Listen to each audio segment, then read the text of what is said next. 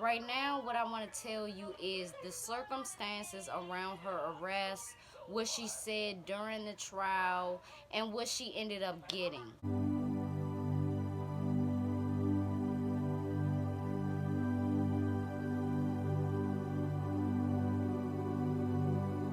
What's up, everybody? It's your girl B Octavia, and I am back with another video.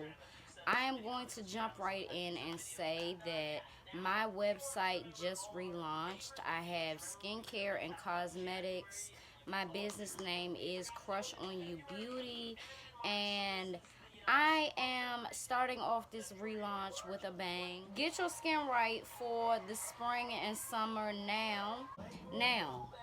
Today will be the R Street Crew Part 3, and I wanted to hurry up and do this so that a lot of time don't go by and y'all don't, have to rewatch the video. Even if you want to rewatch the video, you can do that. I want to make it kind of easier for y'all to remember.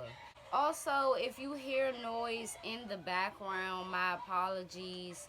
My daughter's shows are on. It's people out in the living room and stuff like that. So my apologies, but we are going to get right into where I left off on part 2. Where I left off was speaking on the woman that took the stand against the R Street Crew. Right now, what I want to tell you is the circumstances around her arrest, what she said during the trial, and what she ended up getting. And basically, the lesson behind all of this. Dee Webster was arrested after police raided her home in 1987. She stated that her and Miss Boyd, aka Joyce, aka Joe, you know what I mean, were longtime friends, and one day she was approached by Joyce on behalf of Kevin Davis. Now, Kevin Davis wanted to reach out to Joyce to see if she would be interested in stashing drugs for him in return for a amount of money. And this woman was approached in 1985. Only 2 years later, her house was raided by police. During her 90-minute testimony, it was very evident to the jury that this woman was a key witness, and she was actually the first person to have inside knowledge about the R Street Crew's organization. In this trial, the defense attorneys badgered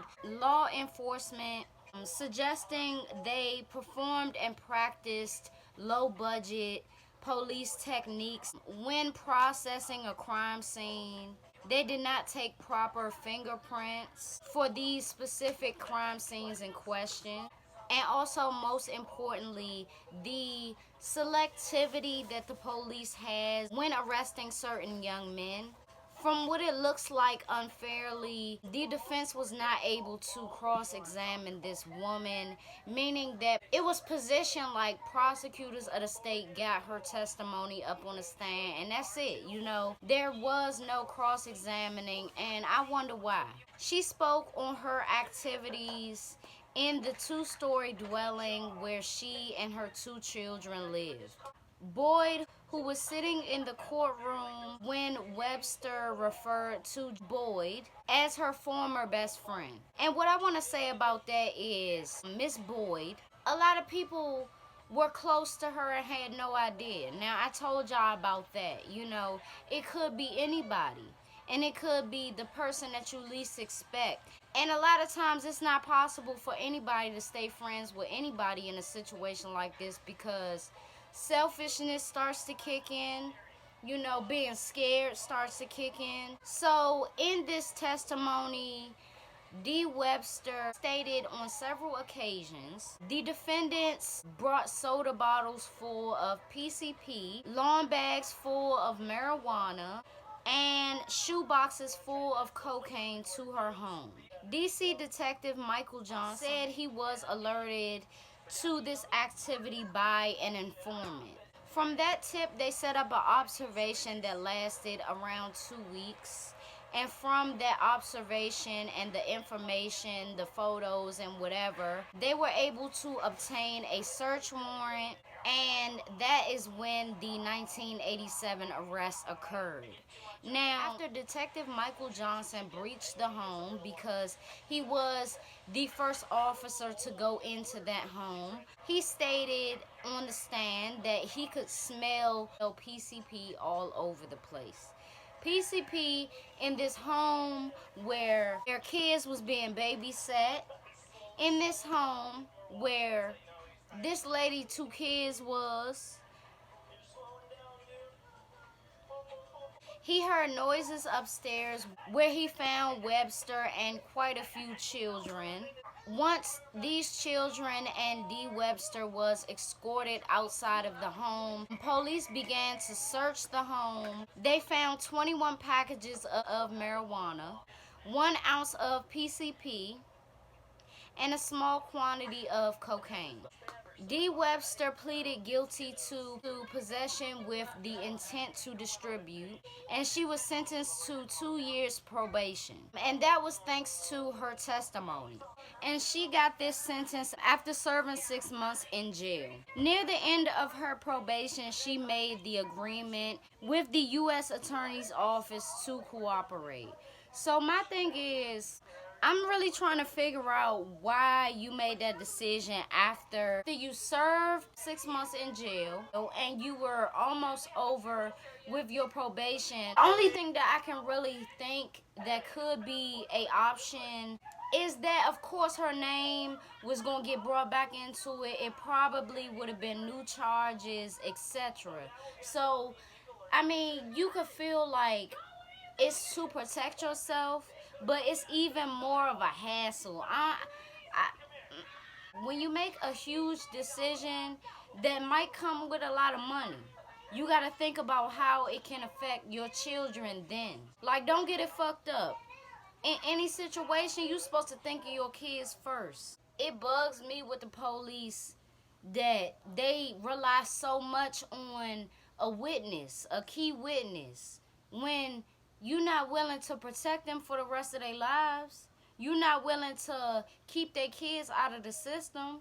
You're not like, no. But this is the thing. This is why I say you gotta really process. You gotta really process and take in the decisions that you make. You gotta really process it. Is it gonna be yes, you're gonna do it, or no?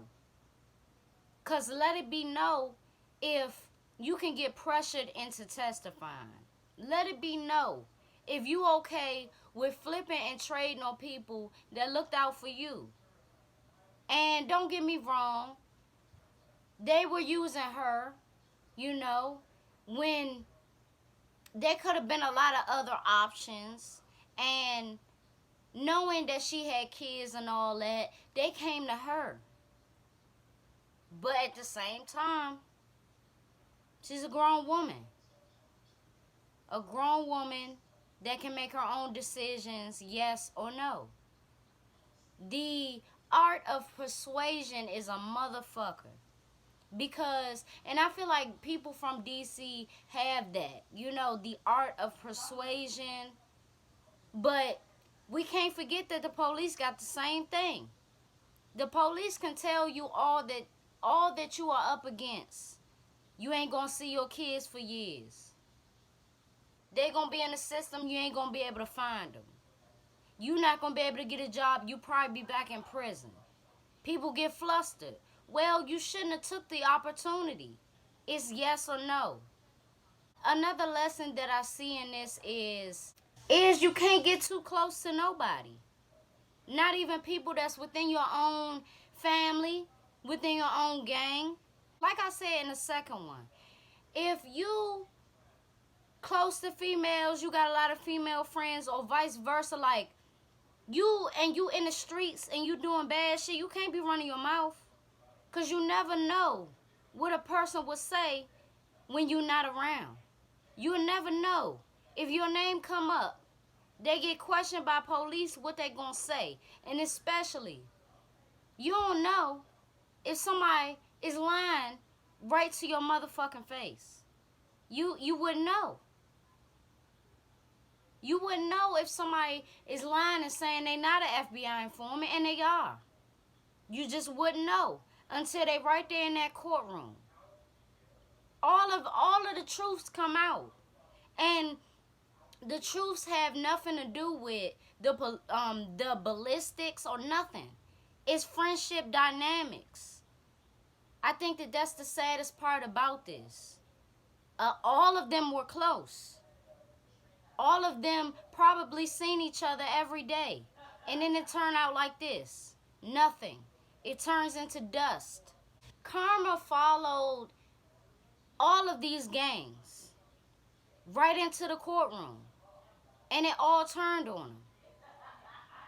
It's certain ways that you have to move. You can't be too close to people.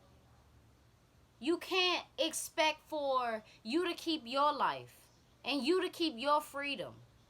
If you taking people's lives over petty shit, in order for you to obtain a drug operation, that's not gangster to me. That's squashing somebody so you can level up. We gotta stop doing that.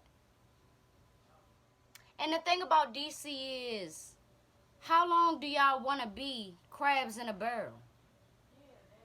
I'm going to link that video in the description.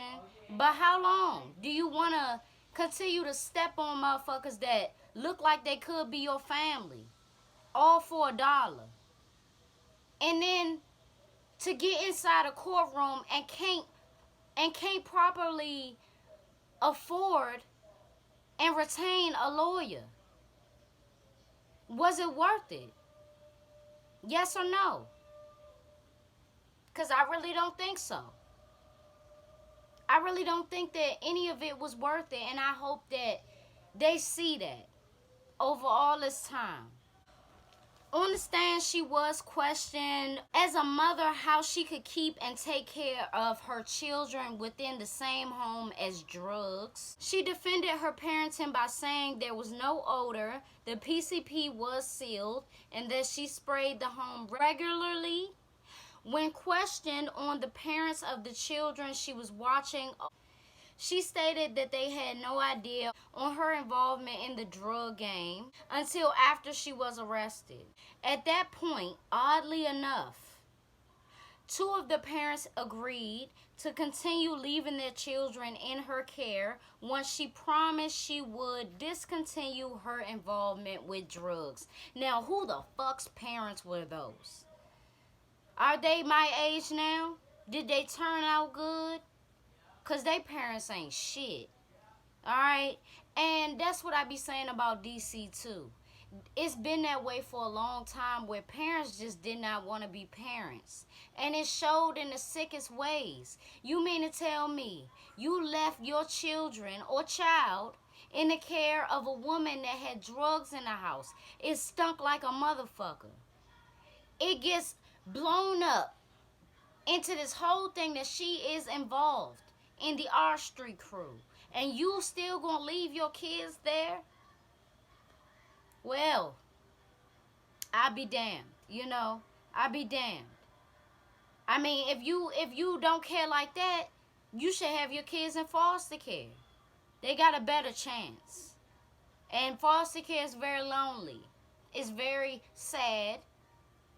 And it was a hard time for me. But I mean, if there is no love and you just pushing your kids onto motherfuckers who are proven to be involved with the drug game, proven to have their hands on drug money and shit like that, and your kids around it, you cool with that? Gotta do better. And it's still like that. That's why I don't like daycares. Because it's more than just physical abuse that your kids can go through in daycare. If I think of anything else for the R Street crew, I will be making another part. But until then, it's your girl B Octavia, and I will see y'all in my next video. Make sure that you like this, comment, subscribe, share the video, and also check out Crush on You Beauty. New cosmetics, new skincare, new labels, new everything. Check it out. Tell me what you think. Purchase a couple things and get a free gift. It's your girl, B. Octavia, and I will see y'all in my next video.